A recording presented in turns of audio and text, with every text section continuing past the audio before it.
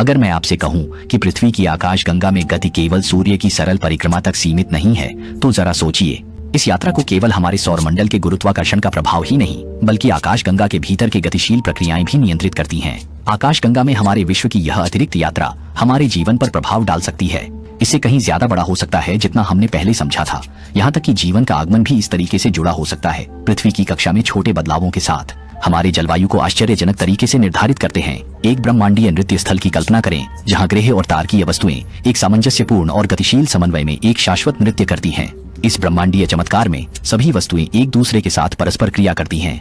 इन गतियों के त्वरण और मंदन को प्रभावित करने में इनका भूमिका पूरे ब्रह्मांडीय संरचना में शायद अब पहले से भी अधिक हो गई है।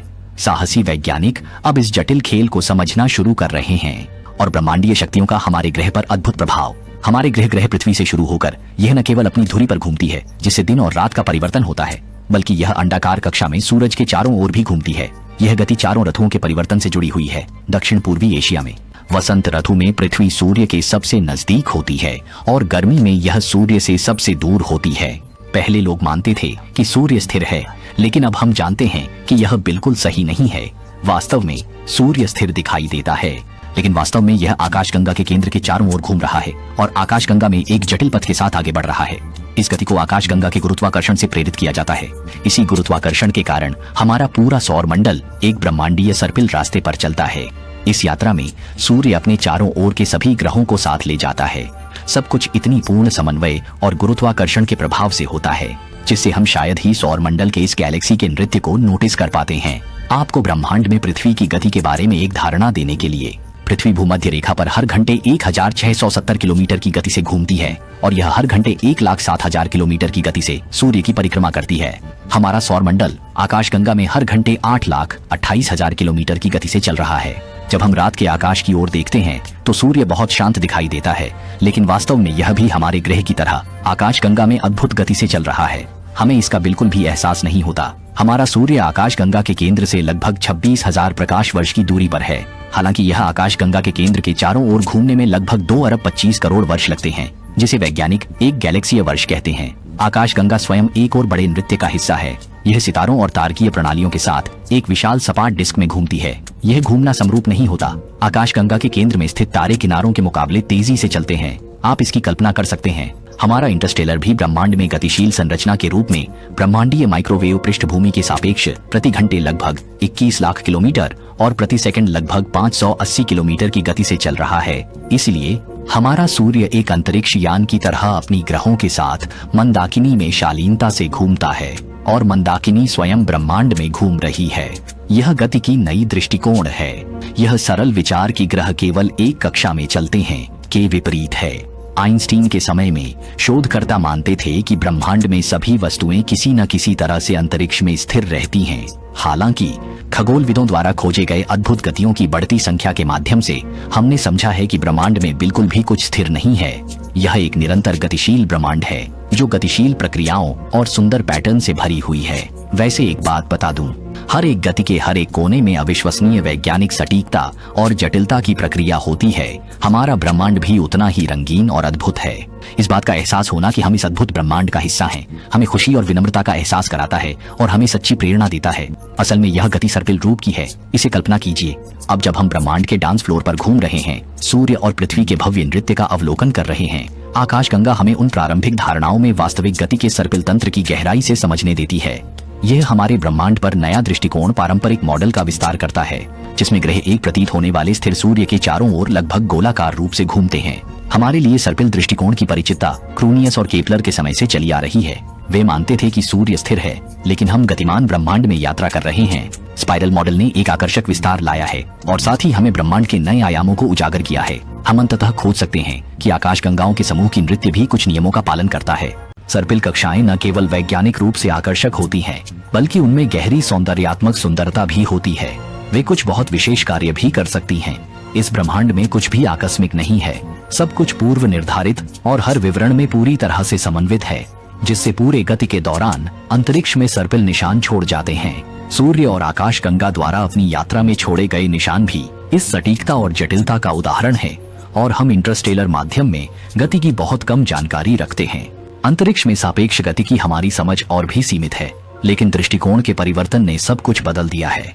सर्पिल मॉडल का एक और रोमांचक महत्वपूर्ण पहलू सापेक्ष गति की अवधारणा है।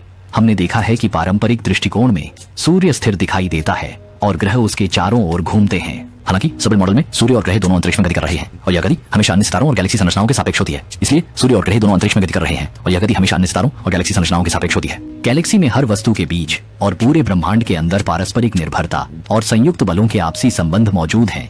यह हमें सापेक्ष गति से भी पता चलता है। हमारा ब्रह्मांड को देखने का दृष्टिकोण हमेशा पृथ्वी से हमारे दृष्टिकोण पर आधारित होता है। सूर्य जैसे लगता है कि हमारे चारों ओर घूम रहा है, लेकिन ब्रह्मांड के किसी अन्य दृष्टिकोण से देखा जाए तो यह अलग दिखाई देगा। यह गति बहुत अलग दिख सकती है, जैसा कि आइंस्टीन ने अपनी सापेक्षता के सिद्धांत में बताया है। क्योंकि सभी बलों की सापेक्षता के कारण अधिकांश मात्रा और धारणा में परिवर्तन होते हैं। हम अभी भी इन विशाल प्रक्रियाओं को समझने के प्रारंभिक चरण में हैं। पता नहीं इस रोमांचक यात्रा से क्या खोज होगी, लेकिन फिर भी सर्पिल मॉडल का विस्तार हमें चमत्कारों के नए दृष्टिकोण वाले विश्व में ले गया है और हमारे ब्रह्मांड का पृथ्वी पर गहरा प्रभाव हुआ है। क्या आपने कभी सोचा है कि इस तेजी से चलने वाली गति का पृथ्वी पर क्या प्रभाव पड़ सकता है? हम खुद वास्तव में इन चीजों को नहीं देखते। गुरुत्वाकर्षण के कारण हम पृथ्वी पर स्थिर रहते हैं। भले ही हम उलटे हों, फिर भी आश्चर्यजनक गति से आगे बढ़ते हैं। हमारा दैनिक जीवन सामान्य रूप से चलता रहता है, मानो कुछ भी असाधारण न हो। लेकिन शोधकर्ताओं ने महसूस करना शुरू कर दिया है, पृथ्वी का आकाशगंगा में चलना पृथ्वी पर जीवन पर गहरा प्रभाव डाल सकता है। यह पृथ्वी के जीवन का एक महत्वपूर्ण पहलू है। आकाशगंगा में पृथ्वी की गतिविधि ब्रह्मांडीय किरणों के संभावित टकराव के साथ है, जो गहरे अंतरिक्ष से आने वाले उच्च ऊर्जा कण होते हैं और दूर स्थित सुपरनोवा विस्फोट के अवशेषों से उत्पन्न होते हैं। या जब धरती अपने मार्ग में इन विकिरण स्रोतों जैसे गामा किरण विस्फोट जैसी घटनाओं से होकर गुजरती है, उस वक्त हम संभवतः आकाशगंगा से अतिरिक्त मात्रा में विकिरण प्राप्त कर सकते हैं। हमने शायद इसे पृथ्वी पर कुछ घटनाओं से बिल्कुल भी नहीं जोड़ा होगा। अब तक विकिरण पृथ्वी के वायुमंडल को प्रभावित कर सकता है, यहाँ तक कि अणुओं के स्तर पर इसकी सतह को भी प्रभावित कर सकता है। किरणें हमारे वायुमंडल में रासायनिक प्रतिक्रियाएं शुरू कर सकती हैं, जिससे नए अणुओं के निर्माण को प्रेरित कर सकती हैं। सबसे दिलचस्प धारणाओं में से एक यह है कि ब्रह्मांडीय किरणें जीवों में जीन परिवर्तन कर सकती हैं। ये परिवर्तन हानिकारक हो सकते हैं या डीएनए में लाभकारी बदलाव ला सकते हैं। यह भी संभव है कि हम मनुष्य, जो इस ग्रह पर विशेष जीव हैं, ऐसे छोटे विकिरण विस्फोटों द्वारा बनाए गए हों। रोचक विचार यह है कि रेडिएशन जीवन के अस्तित्व की एक शर्त ही नहीं हो सकता, बल्कि यह जीवन के विकास को प्रेरित करने वाली शक्ति भी बन सकता है। जब हम ब्रह्मांड में पृथ्वी की यात्रा की चर्चा करते हैं, तो हमें पृथ्वी की सूर्य के चारों ओर की कक्षीय परिवर्तन का जिक्र करना चाहिए, जिन्हें मिलानकोविच चक्र कहा जाता है। विशेष रूप से इस चक्र का विवरण पृथ्वी की कक्षा की विषमता, धुरी के झुकाव और पूर्वगामी परिवर्तन के बारे में है। ये कारक मिलकर पृथ्वी की जलवायु प्रणाली को प्रभावित करते हैं। जलवायु इतिहास में महत्वपूर्ण परिवर्तन, जिसमें हिमयुग की घटनाएं शामिल हैं, बहुत संभव है कि इन खगोलीय घटनाओं से निकटता से जुड़े हों। जैसे जैसे पृथ्वी की कक्षा अधिक लंब वृत्ताकार होती जाती है, पृथ्वी और सूर्य के बीच की दूरी में वृद्धि होने से पृथ्वी पर पहुंचने वाली सौर ऊर्जा प्रभावित होती है। विकेंद्रीकरण की वृद्धि सर्दियों को और भी ठंडा और गर्मियों को और भी गर्म बना देती है। पृथ्वी की धुरी के झुकाव में परिवर्तन सूर्य के विकिरण की तीव्रता और पृथ्वी की सतह पर इसके वितरण को बदल सकता है, जिससे वैश्विक दृश्यों और सौर विकिरण के वितरण पर प्रभाव पड़ता है। जब हम ब्रह्मांड में अपनी यात्रा कर रहे हैं, प्राकृतिक रूप से पृथ्वी अन्य तारों के मार्ग से भी गुजरती है। फिलहाल हमें यह स्पष्ट नहीं है कि ग्रह या तारे जब अंतरिक्षीय सीमाओं से गुजरते हैं तो वे क्या छोड़ सकते हैं।